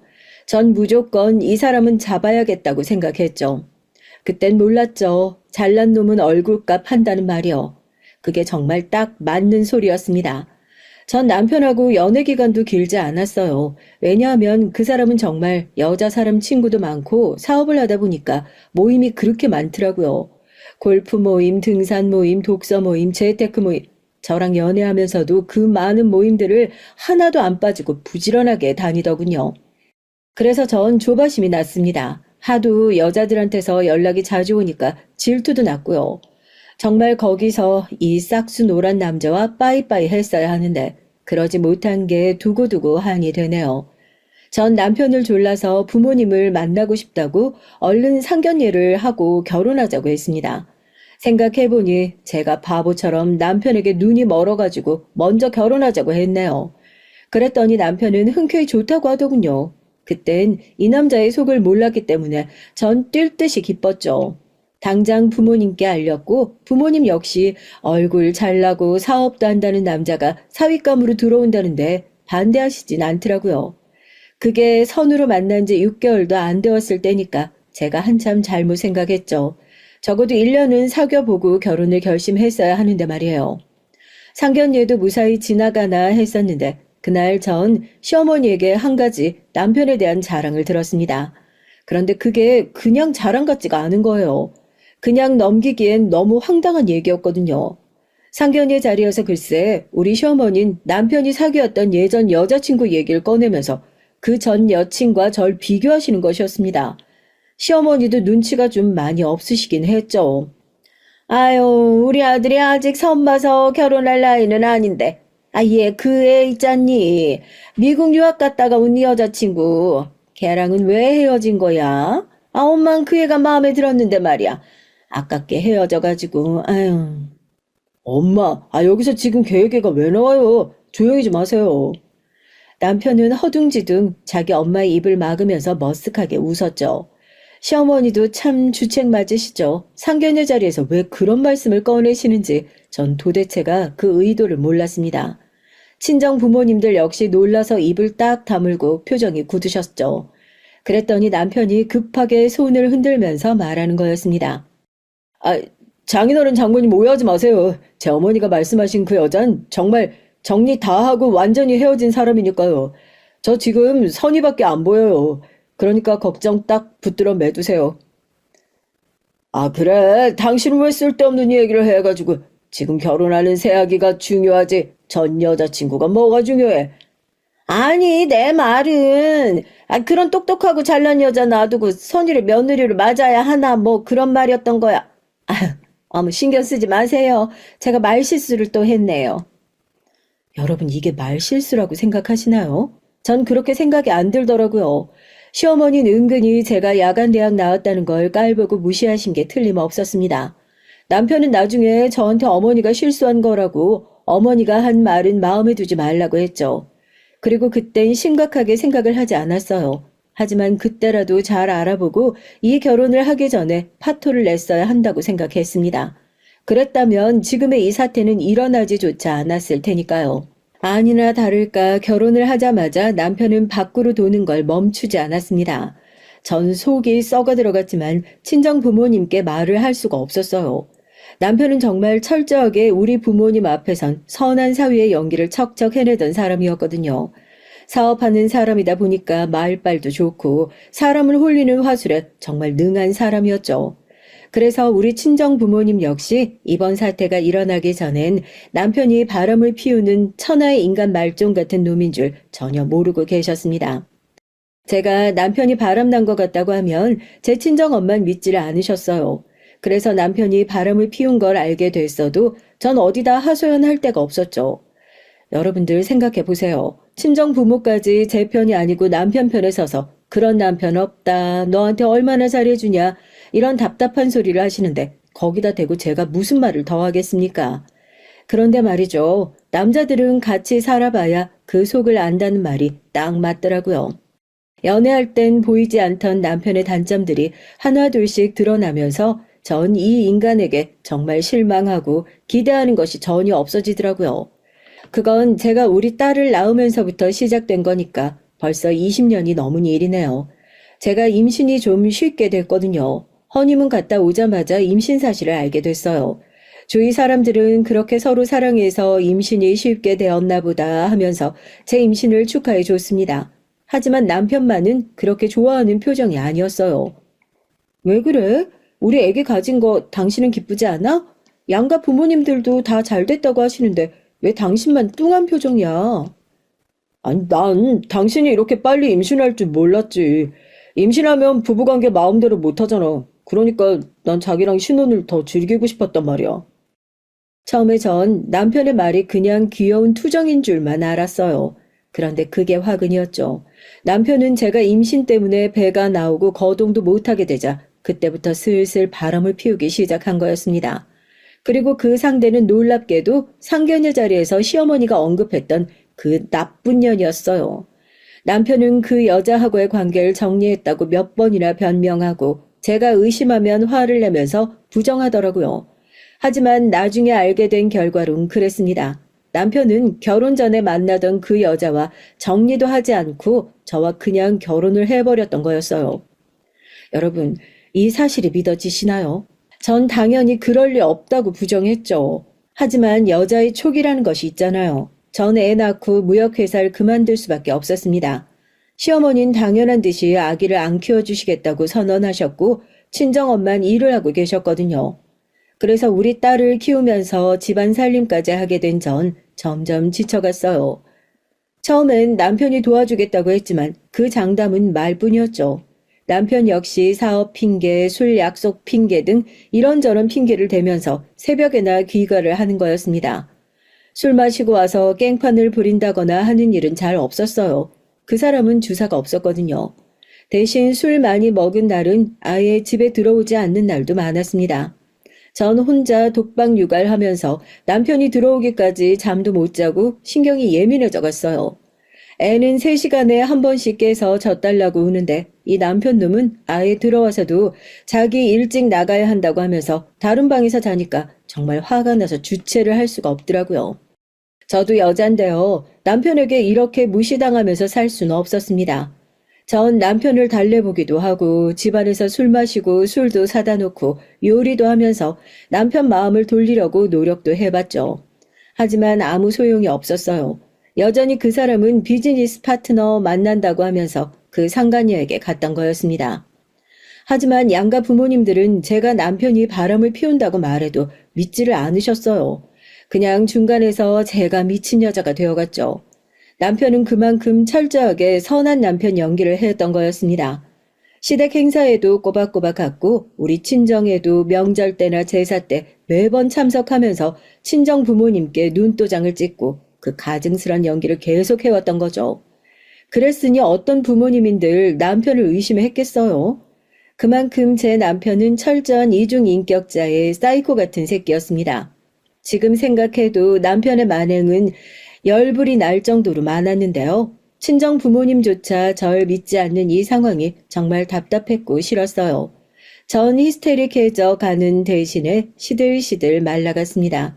그 방법을 택하는 수밖에 없었거든요. 제가 의지할 곳은 가끔 만나는 친구들 뿐이었어요. 친구들은 그게 사실이면 얼른 증거 잡아 헤어지라고 저에게 성화를 했습니다. 바람 피는 새끼랑 어떻게 같이 사냐고요. 하지만 전 제 결혼이 실패했다는 것이 믿어지지 않았어요. 아니, 믿을 수 없어서 애써 부정하고 살았습니다. 애저녁에 인정하고 이 인간 말종 같은 새끼랑 헤어졌어야 그 지옥에서 걸어 나오는 것이었는데 말이죠. 제가 그 사실을 깨달은 것이 바보처럼 너무 늦었네요. 네, 제가 생각해도 정말 한심한 여자였네요, 제가. 전 그래서 남편에게 신락 같은 희망을 안고 둘째까지 가졌습니다. 둘째 낳으면 나한테 돌아오겠지. 이제까지 속이고 바람 피워서 미안했다고 나한테 사과하겠지 하고 생각했어요. 하지만 그건 저의 착각이었습니다. 애는 둘이 돼서 저는 더 힘들어 죽겠는데도 남편은 끝없이 밖으로만 돌더군요.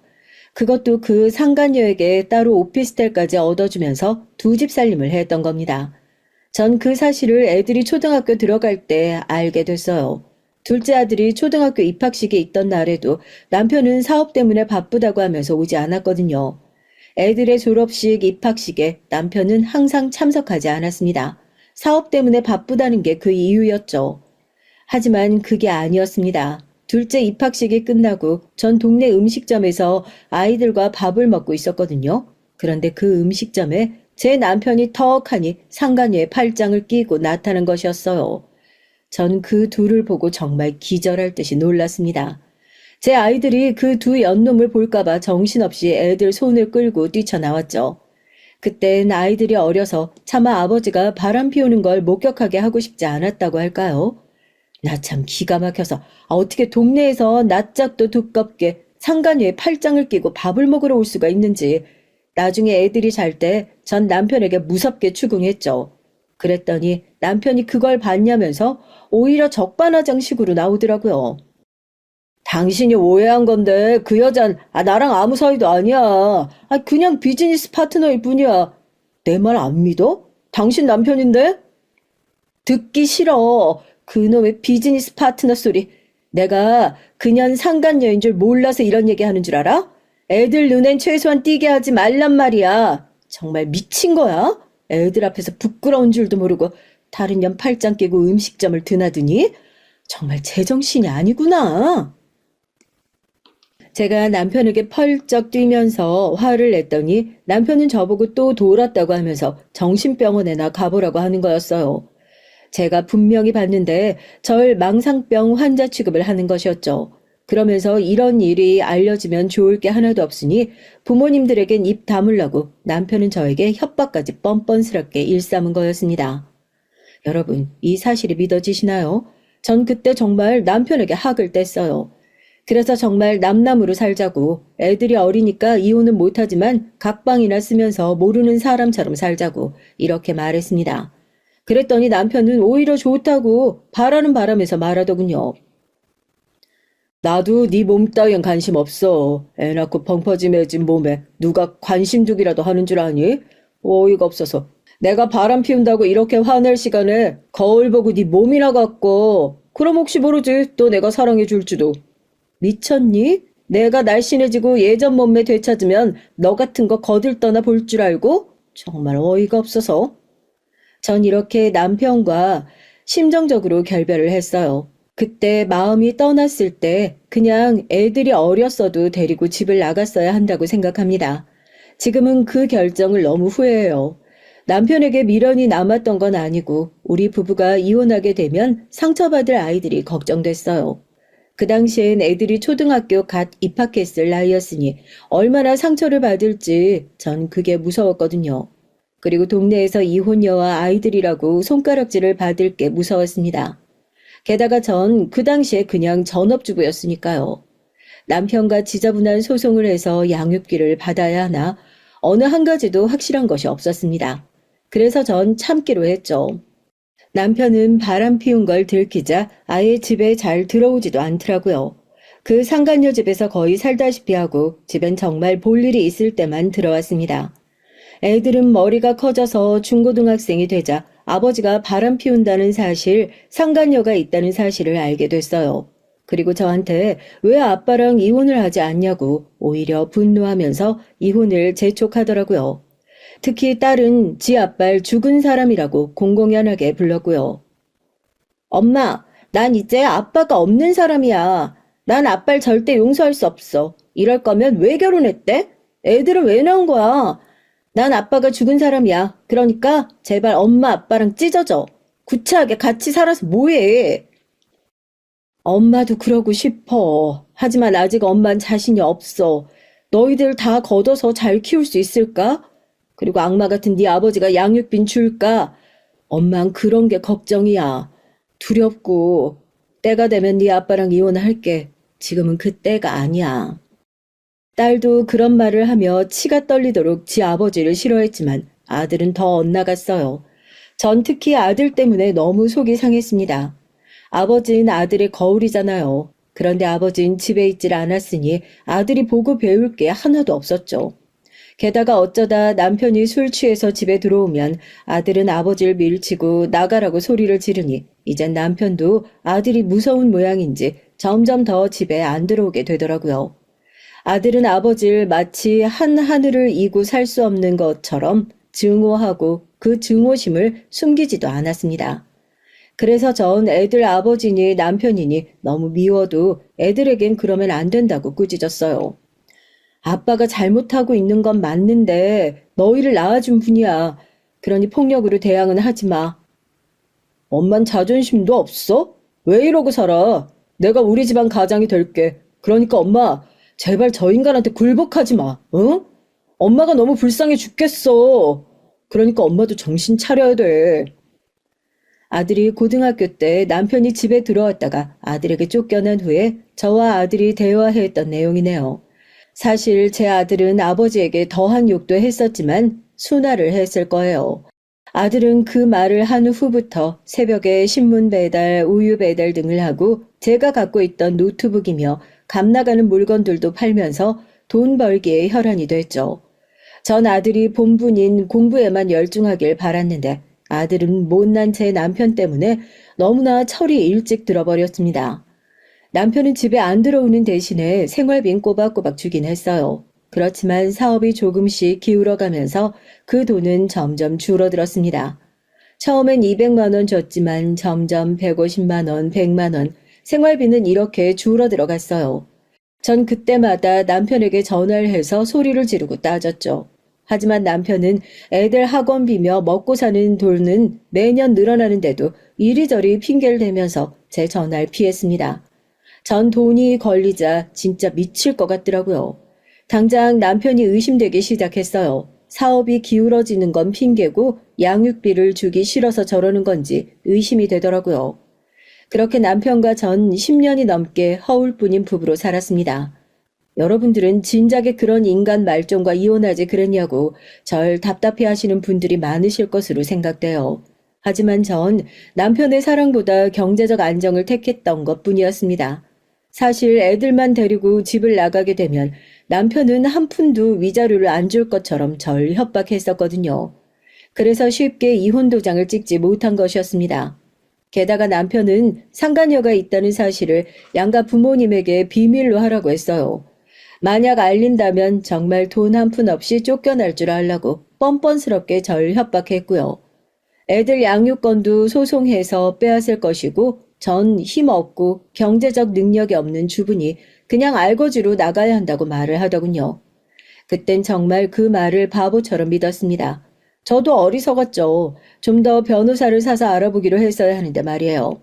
결혼 후 20년을 전업주부로 지내다 보니 제가 가진 돈이 없잖아요. 다 남편 이름으로 카드 쓰고 살았고 제 이름으론 전에 쓰던 월급 통장 하나가 전부였는데 제가 어떻게 쉽게 그런 마음을 먹겠습니까? 그렇게 전 이를 악물고 그 인간과 파탄난 결혼 생활을 꾸역꾸역 해나갔어요. 남편은 철저하게 무시하고 저랑 애들만 신경 쓰고 살았죠. 남편은 어차피 그 상간녀 집에서 숙식을 거의 해결하고 정말 그년과 사실혼 관계로 지냈으니 말이죠. 전 남편이 집에 들어오던 말던 신경도 쓰지 않았고요. 그렇게 10년을 소 닭 보듯 하고 지냈습니다. 하지만 남편의 사업은 점점 기울어가는 것이 사실이었나 봐요. 어느 날 남편은 제가 결혼을 할 때 가져온 폐물들을 옷장에서 훔쳐다가 팔아버리기도 했어요. 금목걸이 세트, 다이아몬드 세트, 그리고 결혼 반지까지 싹 다 팔아버렸습니다. 정말 미친놈이 따로 없었죠. 전 처음엔 남편을 추궁하면서 다시 내놓으라고 펄쩍 뛰었지만 남편 놈은 이런 소리를 하더라고요. 내 사업이 잘 돼야 당신이 그렇게 노래 부르는 생활비랑 애들 학원비 받을 수 있는 거야. 그걸 생각해. 그까진 목걸이 반지 세트 따위. 돈 들어오면 얼마든지 다시 찾아오면 되지. 내가 더럽고 치사해서 말 안 하려고 했는데 진짜 당신 뻔뻔하다. 어떻게 내가 결혼할 때 갖고 온 폐물까지 네 맘대로 다 처분해? 얼른 그 돈 다시 내놔. 다시 다 돌려놓으라고. 이렇게 저에겐 하루하루가 지옥 같았어요. 남편이 없으면 평온했고 어쩌다 들어오면 그날은 대판 싸우는 날이었죠. 이렇게 살다가 전 친정아버지의 암 선고를 보호자로서 듣게 된 것이었습니다. 어느 날 친정아버지는 치킨집에서 일을 하시다가 호흡 부전으로 쓰러지셨어요. 그래서 엄마가 저에게 급하게 전화를 하셨고요. 아버지가 쓰러지셨다고요. 엄마의 전화를 받고 전 정말 정신없이 아버지가 계시다는 응급실로 달려갔죠. 병원 응급실에서 만난 아버진 알 수 없는 기계랑 호스를 주렁주렁 달고 누워 계셨습니다. 아버지의 마르고 초라한 모습에 전 저절로 눈물이 나오더라고요. 의사 선생님은 친정 아빠가 폐암이라고 하시더군요. 그때 아버지의 연세는 70세가 좀 넘으신 연세였어요. 전 아버지가 언제 돌아가실지 불안했고 아버지가 돌아가시면 어머니는 얼마나 충격을 받으실까 그것만 걱정됐습니다. 그래서 엄마에겐 암이 아니라고 아버진 폐렴이라고 얘기를 했어요. 어머니도 제 거짓말을 듣고 한시름 놓았다면서 다시 일하러 치킨집에 가셨습니다. 전 생계를 꾸려가야 하는 어머니 대신에 병든 아버지를 간병해야 했어요. 오직 사실을 아는 사람은 저뿐이었고요. 아무한테도 말하지 못한 채 전 아버지가 피를 토할 때마다 닦아드리고 밥도 먹여드렸지만 아버지는 하루가 멀다 하고 빠르게 상태가 나빠지셨습니다. 애들도 밤낮 없이 간병을 하는 절 걱정하면서 둘 다 아버지를 돌보겠다고 했는데요. 그래도 공부해야 할 나이의 애들에게 할아버지를 간병하게 할 수는 없었죠. 그나마 두 번째 전이가 되신 후엔 3달만 힘들어 하시다가 돌아가셨어요. 그리고 아버진 초기였을 때 폐암 수술을 하신 후 혹시 전이가 된 경우엔 연명치료를 하지 말라고 유언을 남기셨거든요. 그래서 전 병원 중환자실이 아닌 일반 병실에서 아버지를 보내드리게 됐습니다. 친정아버진 돌아가셨고 친정엄만 나중에야 아버지가 폐암이 전이 돼서 온몸에 퍼지신 걸 알게 되셨어요. 어머닌 그 일로 저에게 너무나도 원망을 하시더라고요. 전 어머니가 충격을 받으실 일만 생각하고 숨기는 게 좋다고 판단했는데 엄만 그런 것보다 제대로 사실을 알리는 것이 훨씬 나았었다고 저에게 서운함을 표하시더라고요. 그랬으면 엄마도 제대로 아버지와 이별할 마음의 준비를 했을 거라고 말이죠. 그렇게 우리 가족들은 모두 슬픔에 잠겨 있는데 아무리 상간녀가 좋아도 그렇지 그 남편이란 인간은 친정아버지 장례식 때 오지도 않았습니다. 그러다 보니 친정엄마도 무슨 일이 있느냐고 하면서 계속 사위의 부재를 저한테 캐물으시는 것이었어요.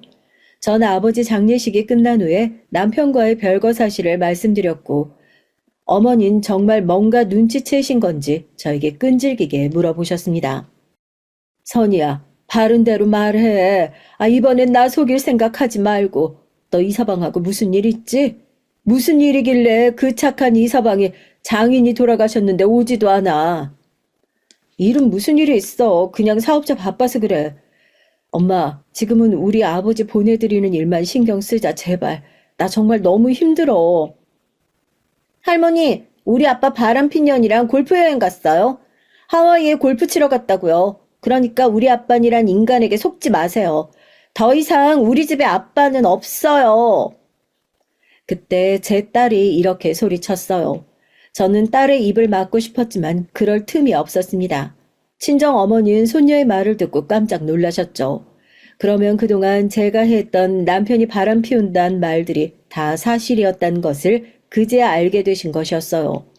어머님 깜짝 놀라서 친정아버지 장례식장에서 기절을 해서 급히 링거를 맞으셔야 했습니다.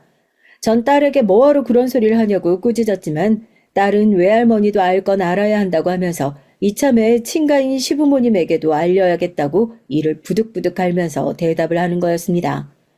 전 정말 이 사태가 어떻게 된 건지 도대체 뭐가 뭔지 알 수가 없었죠. 딸은 친정아버지 장례식 때 내내 남편을 성토했고 복수를 해야겠다고 이를 갈았어요. 그러고 보니 저 역시 그 연놈들이 너무나도 괘씸하고 화가 나는 것이었습니다. 그래서 전 그 인간이 돌아오는 날 공항에서 그 연놈들한테 복수를 하기로 했어요. 우선 남편에게 돈을 빌려준 사람들을 불러 모아 남편이 그렇게 빚이 잔뜩 있음에도 정신 못 차리고 상간녀랑 골프를 치러 갔다고 모든 사실을 말했습니다. 그랬더니 모든 빚쟁이들이 분노해서 그 인간이 귀국하는 날이 언제냐고 묻더라고요. 그래서 전 남편과 상간녀의 귀국 날짜를 알려주었죠. 그 사람들은 당연히 남편을 응징하고 빚을 받아내기 위해 공항에서 기다리고 있었어요. 그 뒤에서 전 남편이 나오길 기다렸죠. 남편이 인천공항에서 나오는데 정말 기가 차더군요. 상간녀는 명품 옷과 선글라스가 가득한 쇼핑백을 몇 개 들고 있었고 남편은 명품 골프 가방을 맨 채로 캐리어를 잔뜩 끌고 나오더라고요. 하지만 게이트 앞엔 잔뜩 화가 나 있는 빚쟁이들이 여러 명 기다리고 있었습니다. 그리고 남편은 사채까지 썼는지 건장한 덩치를 가진 남자들도 몇 명 눈에 띄더군요. 그 사람들은 남편을 보자마자 우르르 몰려가 멱살을 잡고 남편을 발로 차고 쥐어 패기 시작했어요. 상간녀의 쇼핑백 안에 든 면세점 물건들은 몽땅 빚쟁이들에게 뺏겼고요. 이 싸가지 없는 새끼, 내 돈 빌려가서 사업도 제대로 못하면서 뭐? 골프 여행을 떠나? 에라이 미친 새끼, 내 손에 한번 죽어봐. 남의 돈 이렇게 펑펑 쓰고 무사할 줄 알았냐?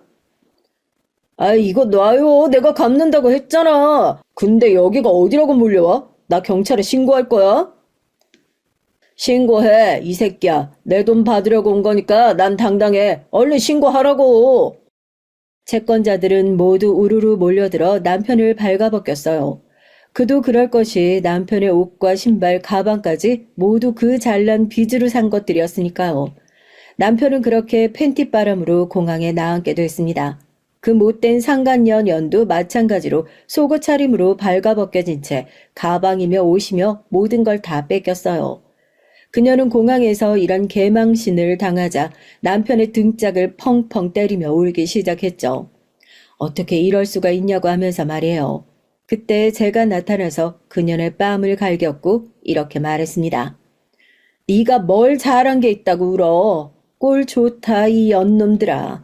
우리 친정아버지 임종하는데 병원에 가보지도 않고 둘이서 놀러 가더니 내가 너희 두 연놈들 죽어서도 용서 안 해. 너 같은 새낀 고소미를 먹어봐야 정신을 차려. 여보, 나 정말 잘못했어. 그러니까 제발 옷 좀 사다 줘. 제일 싼 추리닝이라도 사다 줘. 아, 이렇게 발가벗고 어떻게 밖으로 나가, 응? 그러게, 아줌마. 제발 옷 한 벌만이라도 좀 줘요. 시끄러. 닥쳐. 완전히 발가벗어 봐야 정신 차릴 것들이. 내가 왜 너희 연놈들 사정을 봐줘? 여기서 한번 망신 톡톡히 당해봐.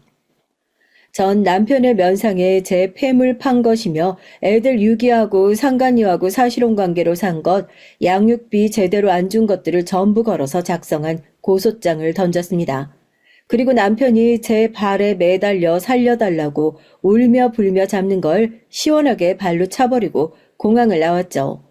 왜인지 눈물이 나더라고요. 그동안 남편이란 놈한테 가스라이팅 당하면서 쭈구리로 살아왔던 저의 마지막 눈물이라 생각했습니다. 다시는 울지 않고 애들을 지키기 위해서 일어서기로 공항을 나오면서 이를 악물고 결심을 했어요. 남편과 그년을 감방에 잡아 쳐넣기 위해선 무슨 짓이든 하겠다고 말이죠. 지금 전 남편과 지저분한 이혼 소송 중이에요. 하지만 마음만은 정말 너무 편합니다. 그동안 지긋지긋한 남편놈의 가스라이팅에서 이젠 완전히 벗어났고 아버지가 돌아가신 건 정말 슬펐지만 그 이후로 친정 어머니가 이젠 제 말을 믿기 시작하셨으니까요. 어머님 그동안 이서방이란 이 인간의 만행을 다 듣고 나더니 그 썩을 놈을 응징해야 한다면서 펄펄 뛰셨습니다. 그리고 당장에 시댁에 전화해서 시아버지에게 따진 것은 물론이고요. 그 때문에 시댁에서도 남편의 오랜 바람길을 전부 알게 되셨죠. 시아버지는 아들을 잘못 키웠다면서 시어머니를 잡으셨고 친정 엄마를 따로 만나자고 하시더군요. 그래도 남편에게 걸린 고소는 취하해달라고 말이죠. 20년간 산 정이 있으니 고소는 하지 말고 합의금을 1억 줄 테니 깨끗하게 이혼해달라고 친정 엄마와 절 회유하시더군요. 하지만 전 고개를 가로저었습니다. 시아버지에게 그동안 아들, 딸과 제가 받은 상처와 손해를 조목조목 따지고 들면서 반론하니 아무리 아버님이라고 입이 10개라도 할 말이 없으셨죠. 게다가 우리 친정 아버지가 돌아가신 것도 남편은 시댁에 알리지도 않고 상간녀랑 여행을 가버린 것이었으니 그 소식도 듣고 시아버진 정말 죄송함에 몸둘 바를 몰라 하셨어요. 친정 어머니께 사과를 드리고 두 손 모아 비셨습니다. 사부인, 제 아들놈 제발 용서해 주세요. 정말 죄송합니다. 사돈어른 부고 소식은 정말 듣지 못했어요. 들었으면 당장 달려갔겠죠. 우리 아들 한 번만 봐주세요. 이 마당에 누굴 용서합니까? 그리고 사돈이 빌어서 될 일이 아니네요. 전 이서방 그 잡놈에게 사과받고 싶습니다. 우리 딸 데려다가 20년간 고생시킨 것도 모자라서 딴 년하고 살림까지 차리고 살았는데 사돈어른 같으면 용서가 되겠습니까? 친정엄만 남편을 불러오라면서 날뛰셨고 저 역시 시아버지의 사과는 받지 않고 소송은 그대로 진행되어서 남편은 사기죄로 콩밥을 먹게 됐어요. 정말 통쾌한 일이었죠. 시어머니는 그 때문에 혈압이 올라가서 지금 약을 먹고 있다고 하네요. 그것도 정말 전 시원하기가 이를 데 없네요. 그동안 제가 미친년이라면서 남편의 바람길 믿지 않았던 시어머니는 이제야 아들의 실체를 알게 되셨으니까요. 여러분, 제 얘긴 여기까지입니다. 제 미친 남편 얘기 어떠셨나요? 제 사연이 여러분들에게 사이다를 드렸다면 전 만족합니다. 전 마침 이 글을 쓰면서 후련한 기분이 들거든요. 여러분들 가정에 행운과 행복이 깃드시길 바랍니다. 긴 글 읽어주셔서 감사해요.